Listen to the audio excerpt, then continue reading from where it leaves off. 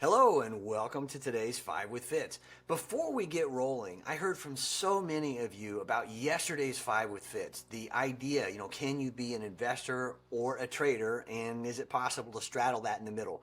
A lot of you wrote in very kindly, sent me messages, voicemails, whatever, saying how helpful that perspective was. So, if you're just joining us today or you haven't read that yet, please do go back and read that, because I've spent a lot of time, 45 plus years in global markets right now, and I've seen a lot of people come and go. The successful ones always know who they are. You can be an investor who trades around core positions, or you can be a trader with investing tendencies. But I have never, in 45 years of doing this, ever seen anybody straddle both worlds.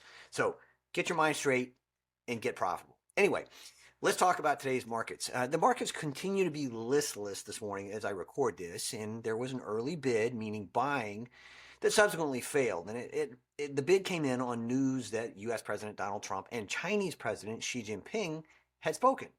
Now, the call was, and this is important, the call was initiated by U.S. President Trump, according to Beijing's Ministry of Foreign Affairs, which dutifully wasted no time pointing that out. Now, this is really important. I don't want to get off track, but this is a subtlety that is super critical to investing, and most folks are going to miss it. The West views this kind of thing as a sign of strength, that our leaders initiate this kind of diplomatic dance because it's viewed as bold or proactive. Now, China, the cultural framework there is very different. It views this as a sign that they didn't, because doing so means losing face or being seen as needing something. So here's what you want to think about as an investor, and if you're serious about your money. The markets will roar higher when there's a deal, or even if there are just a few agreed upon talking points that are taken seriously. And as is almost the case in situations like this one, the time to make your move is now, before everybody else figures that out. Why do I say that? It's very, very simple. Money watches who knocks, not just who answers. Think about it. Here's my playbook today. Number one, I'd rather invest in optimism any day of the week than cower in fear. Now, I've talked to you about this many times in the past, but it's worth talking about again, which is why I sat down for a wide-ranging discussion with my good friend and colleague, the super savvy Scott Shelley, earlier this week. Now, so many people have missed the ongoing rally off April lows when they shouldn't have. And why is that? Well, Scott and I talked about that, and more importantly, how investors can reframe their thinking around what's likely to go right.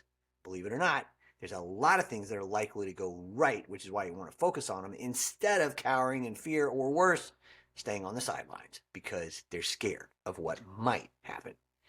Now, the investing tip here is something you really want to think about. You really want to get right, and it's not easy.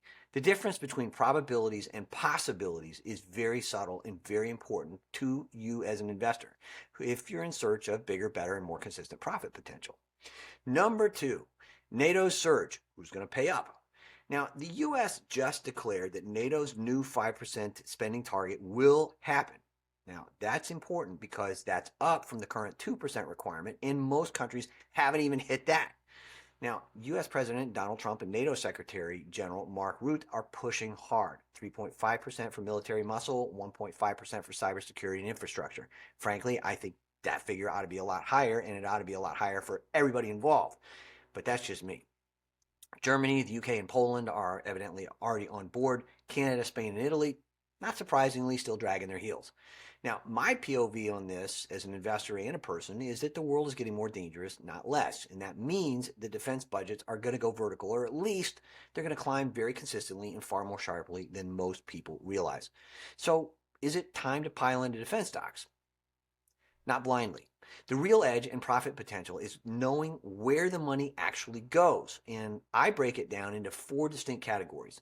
C&C, meaning command and control systems, cybersecurity infrastructure, logistics and replenishment tech, and then finally defense prime contractors with deep contracts. You'll notice I didn't do it by missiles or hypers or satellites or anything else. I want to stick big bucket, big drawer, because that's how you're going to catch the money. Now, the investing tip in this arena is that your job as an investor isn't to pick sides when it comes to geopolitics. It's to follow the capital, and when you can, get ahead of it. Now, I say that because the world's most successful investors don't bet on politics. A lot of people think they do, but they don't.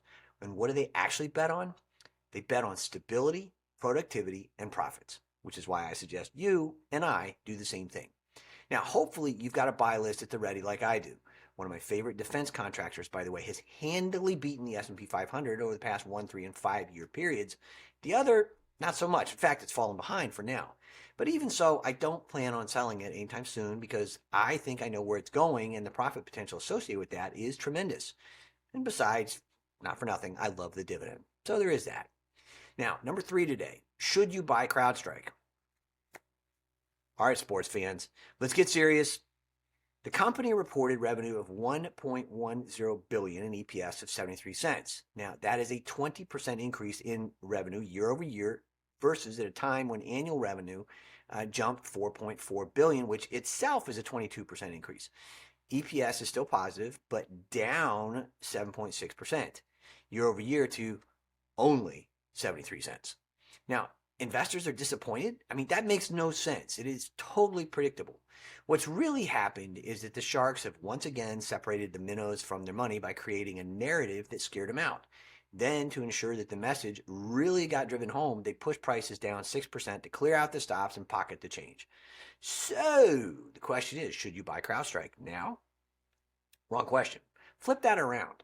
What you want to be asking yourself this morning is why you wouldn't buy it. I mean, think about this for a second.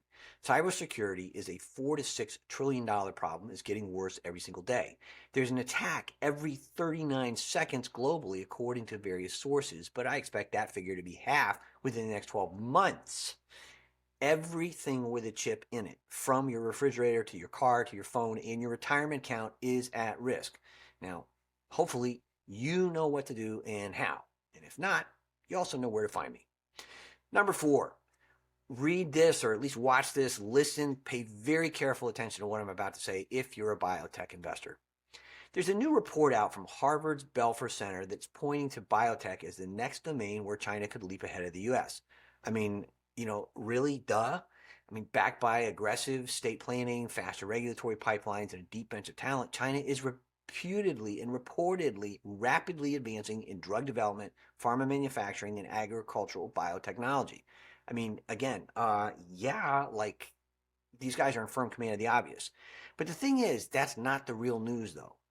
Layoffs and shuttered labs in U.S. biotech hubs like Boston and Cambridge are flashing warning signs, and some of the most notable shutdowns include Biogen, Itios Therapeutics, Tango Therapeutics, Boundless Bio, Allergan Aesthetics. I mean, there's a lot of places shutting their doors. That's what you want to think about. Let's talk about why this is really happening. First, U.S. regulations when it comes to medical development and biotechnology are too restrictive, which means that many U.S. medical trials, development efforts, and new treatments are stopped before they even get out of the gate. And human testing, forget about it. Second, many U.S. biotech facilities, think tanks and other labs that are supposedly on the cutting edge of thought are, and I'll just rip the Band-Aid off right here, right now, they are heavily funded by Chinese money, not because they want the medicine, but because they wanted the tech and the IP. Now, again, I hate to be so tough, but you didn't really think, like so many PhDs and academic boards who turned a blind eye to this, that it was about the healthcare or the purity of the science, did you? Third, China is simply pulling up their tent stakes, having borrowed enough open access data, material, knowledge, and digital IP that they're confident that they can take the ball from here. So what now? Here's where it's going to get interesting. A bipartisan U.S. commission has just called for $15 billion in emergency funding to keep pace, warning that a ChatGPT moment in biotech is coming fast. Now, again, I agree, but that's not the half of it. If you're an investor, you've got to understand something very fundamentally different. If the U.S. really does want to maintain a lead, the medical, the academic, and the regulatory communities need to stop tearing each other's throats out, and they need to work together. And insurance companies need a good kick in the asteroids to get out of the way. Legislators, too. While we're on the subject, do yourself a favor. Read Palantir CEO Alex Karp's book, The Technological Republic, which is an unapologetic, forceful look at the culture of complacency, timid leadership, and intellectual fragility that have made the U.S. vulnerable in an era of mounting threats. Exactly the kind of stuff I'm talking about here. And do me a favor, read it no matter how you feel about Palantir, about politics, and about tech. You don't need to agree or disagree with what he's written. But as an investor, you do absolutely need to understand the perspective. And that's what's important. Because if China gets there first, the risks are very real that the West may never catch up. Now, my POV is simple. We're standing at the edge of a revolution in customizable medicine, targeted therapies, AI-accelerated discovery, gene editing breakthroughs, and it is going to create a new generation of millionaires, no matter who dominates it or owns it. Now, not surprisingly, the OBA family knows which industry leaders matter and, dare I say it, are best positioned to profit. Scratch that, already are profiting in many cases. But anyway, pay attention because this is going to get serious. And number 5, you know what? Big bet, little brain. Here's why I'm still avoiding Amazon. Amazon is launching agentic AI, right? Agentic AI.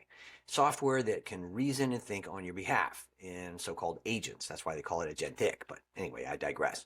And they're backing that with a $10 billion data center investment in North Carolina. Now, many investors continue to interpret this as a sign of how progressive the firm is. But to me, it's a sign of just how much catching up Amazon's got to do, which is why I will continue to avoid Amazon now for a variety of reasons that we've talked about many times over, and because I believe there are much stronger players in the game. Not for nothing, and on a related note, my newly improved Alexa is still dumber than a bag of rocks. And Siri, by the way, is laughing as I record this, but that's a different story. And I digress. On a related note, it's buy this, sell that, or don't buy this and do buy that. I think it might be worth a look at MongoDB, which just reported confidence in its cloud-based database services. Scores of companies around the world are going to re-platform legacy applications and create entirely new net-based workloads. And there's a monster investment opportunity in that. So tuck it away. Anyway, today's bottom line, pessimists have a very hard time making money. Be an optimist. Life is a lot more pleasant and profits become a lot more consistent.